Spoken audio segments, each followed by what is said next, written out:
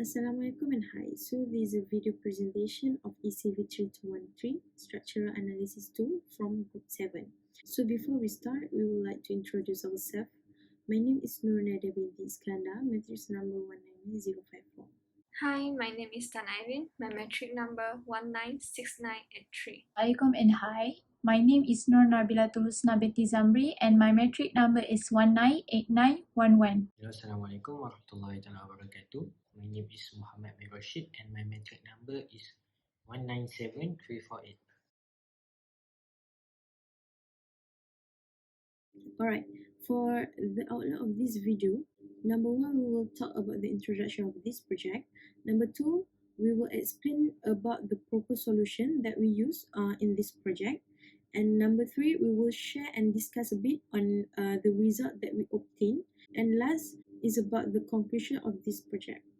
So first, I will talk about the introduction of this project. First, about the problem statement. So basically, we've been asked to prepare an engineering report for a client. The client proposed for a 6-story building where the client wanted an open plan office. Basically, most of the information needed is given. So we have to analyze the building, the 6-story building, using the manual calculation and the software. We will talk about the software that we use in other section. Next, we will talk about the objective. The main objective of this project to be conducted is to more understand about the subframe analysis and to know how to use this analysis software so that we can run the analysis successfully. Next is what to do. So basically, we have to analyze the building, the 6-story building, using manual calculation, using a software that we know, and to verify the manual calculation, we have to use the software. Plus, we have to use at least 2 euro codes to analyze this building. So that's all about the introduction of this project. For the methodology, we will discuss about the structural analysis procedure. So first, we have to calculate for the moment initial for the each beam and column, and then we have to determine whether the slab is one-way slab or two-way slab, and then by referring the Euro code, we have to calculate for the distributed load that act on the beam for each floor. And then by using the moment distributed method, we have to calculate for the total moment to compute the shear force diagram and bending moment diagram. And then lastly, we will use the software, which is LIMPRO and the structural analysis program to verify the manual calculation. Next, for the proposed solution, we will use, as we mentioned, for the moment distributed method and the software usage. First, for the moment distributed method, as we said just now, that is to analyze the structural building, we have to calculate for the total moment for each member, each floor, and then compute the SFD and PMD diagram, bending moment diagram. And then for the software usage, we will use LIMPRO and the structural analysis program 2000. First, LIMPRO, we only can analyze the structure in 2 dimensions.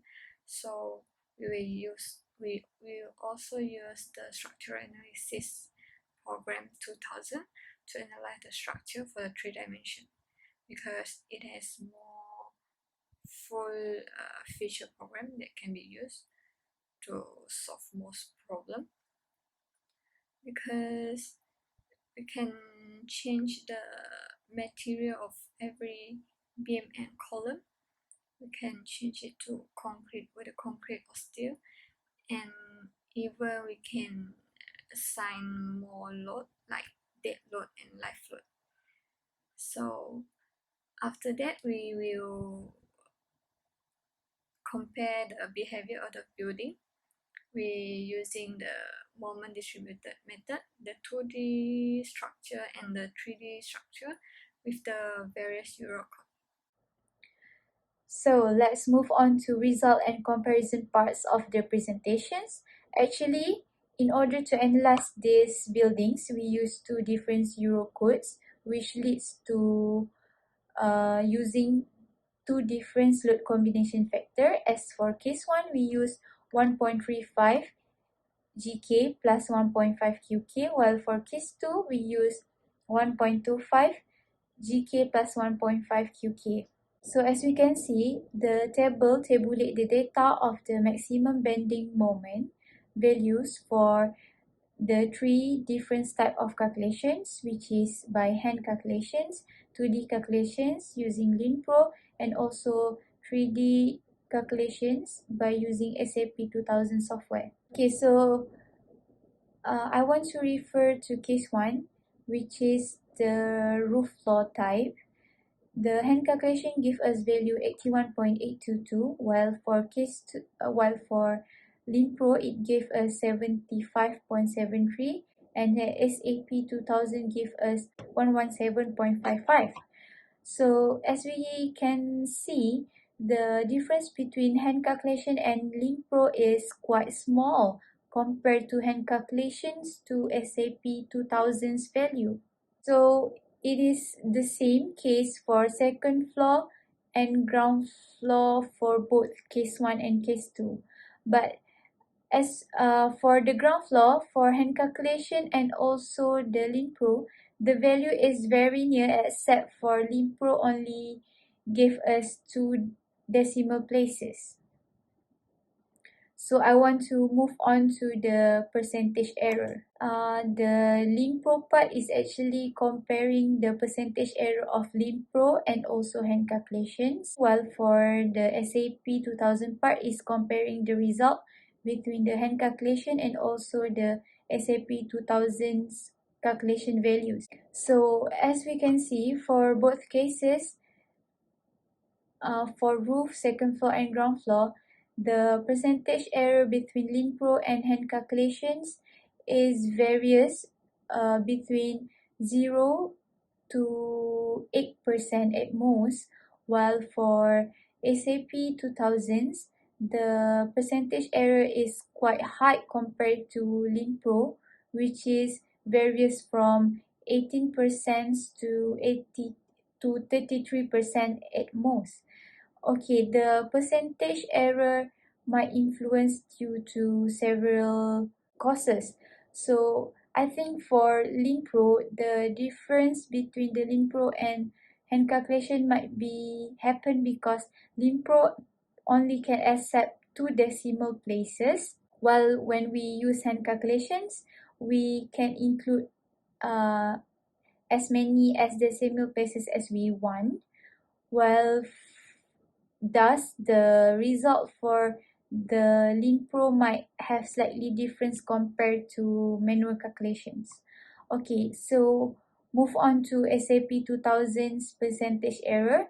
The percentage might be high because when we use SAP 2000's, we can include various factors, such as we can include the ultimate design strengths and other factor that might influence the value of the maximum bending moments.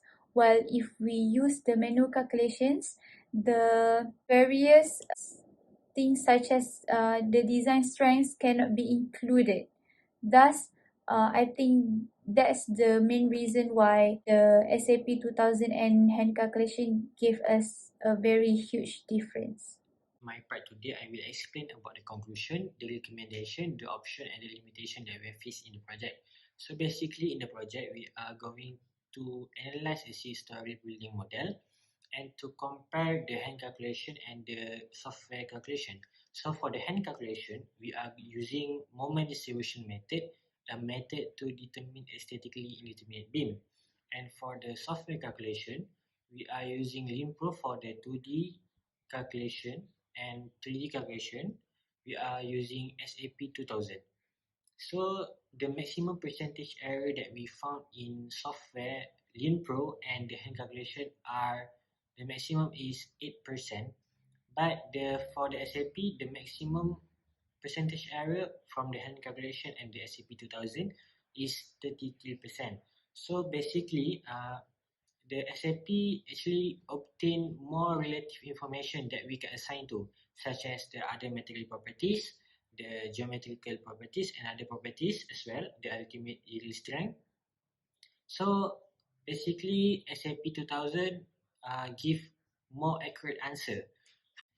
So for the option and limitation, so for the Lean Pro, we can actually calculate for the 2D structure, which is a subframe. So basically, when doing this, we can actually compare it to the hand calculation, which is doing the MDM method.